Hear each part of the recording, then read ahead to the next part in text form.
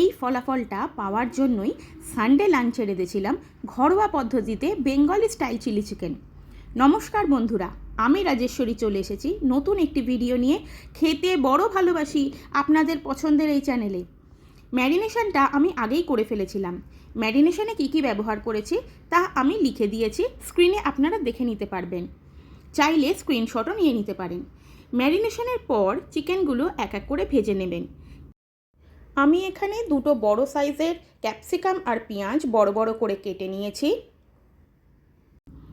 এরপর একটি পাত্রে একে একে বেশ খানিকটা tomato sauce, green chilli sauce এবং সোয়া সস 4 চামচের মতন আর ভিনিগার 2 চামচের মতন অ্যাড করেছিলাম।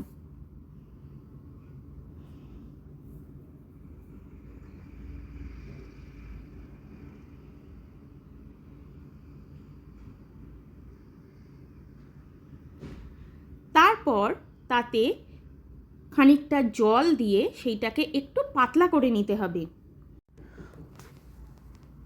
অন্যদিকে আমি একটি পাত্রে 1 চামচ গোলমরিচের গুঁড়ো, হাফ চামচ ঝাল লাল লঙ্কার গুঁড়ো, সামান্য পরিমাণে হলুদ গুঁড়ো, 1 চা চামচ এইখানে কাশ্মীরি লাল লঙ্কার গুঁড়ো এবং খানিকটা পরিমাণে আজিনামোটো আলাদা করে সরিয়ে রেখেছিলাম।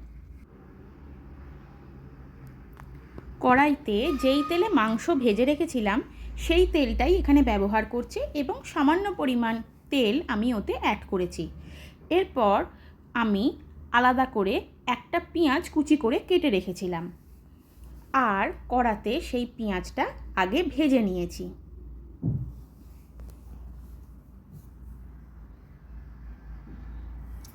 আগেই বলেছি এই রান্নাটা আমি আমার স্টাইলে করছি, তাই জন্য এখানে কুচনো পেঁয়াজ আমি আলাদা করে অ্যাড করেছি। পেঁয়াজটা একটু লাল লাল হয়ে গেলে এখানে 2 চামচ আমি রসুন বাটা অ্যাড করেছি এবং 1 চামচ আমি আদা বাটা অ্যাড করেছি এবং সেইটাকে আমি ভালো করে পেঁয়াজের সাথে মিশিয়ে নিয়েছি।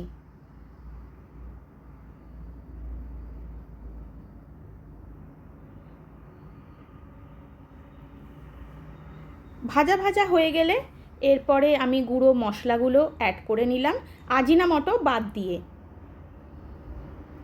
আর সেইটাকেও একটু তেলের মধ্যে ভালো করে নাড়াচাড়া করে নিলাম। তারপর আমি বড় বড় করে কেটে রাখা পেঁয়াজ আর ক্যাপসিকামগুলো এইখানে অ্যাড করে নিলাম। আপনারা চাইলে এতে স্প্রিং অনিয়নও অ্যাড করতে পারেন।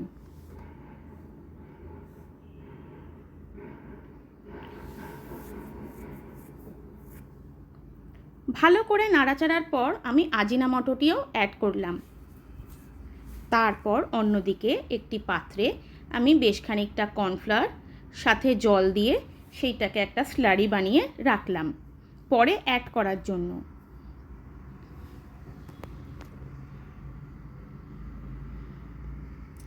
এরপর কড়াইতে আমি যেই সসের মিশ্রণটি বানিয়ে রেখেছিলাম জল দিয়ে সেইটা অল্প অল্প করে অ্যাড করে নিলাম এবং ভালো করে নাড়িয়ে চাড়িয়ে সেইটা মিশিয়ে নিলাম।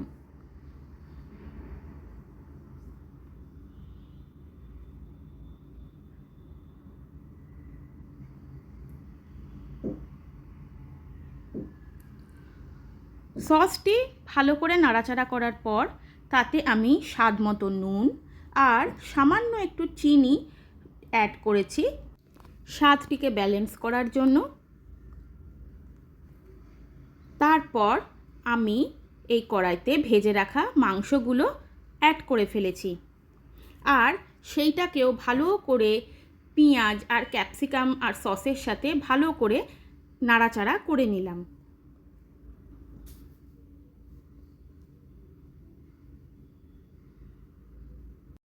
চিকেন, পেঁয়াজ আর ক্যাপসিকামগুলো ভালো করে নাড়াচাড়া করার পর আমি কড়াটা ঢেকে রেখেছিলাম এবং সামান্য একটু জল দিয়েছিলাম।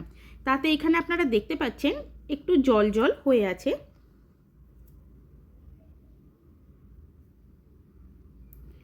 একটু ফুটে উঠলে আমি এর মধ্যে কর্নফ্লাওয়ারের স্লারিটা অ্যাড করে দিলাম যাতে কিনা গ্রেভিটা একটু থকথকে হয়। মোটামুটি আমাদের রান্না কমপ্লিট। এবার শেষে আমি অ্যাড করেছি এখানে একটু ধনেপাতা। আপনারা যদি না চান তাহলে ধনেপাতা অ্যাড করবেন না, আমার একটু এই গন্ধটা ভালো লাগে তাই আমি অ্যাড করেছি। রেডি আমাদের বেঙ্গলি স্টাইল চিলি চিকেন। এবার খেয়ে একটু দেখা যাক কীরকম হলো। রিভিউটি এখানে আমার ছেলে দিয়েছে এবং জানিয়েছে মাংস খুব সফট হয়েছে এবং জুসি হয়েছে এবং ভীষণ টেস্টি হয়েছে। খুব সহজ পদ্ধতিতে এইভাবে আপনারাও বাড়িতে বানিয়ে ফেলতে পারেন ঘরোয়া পদ্ধতিতে চিলি চিকেন। দেখতে খুবই লোভনীয়। রান্নাটি কেমন লাগলো অবশ্যই জানাবেন। ধন্যবাদ।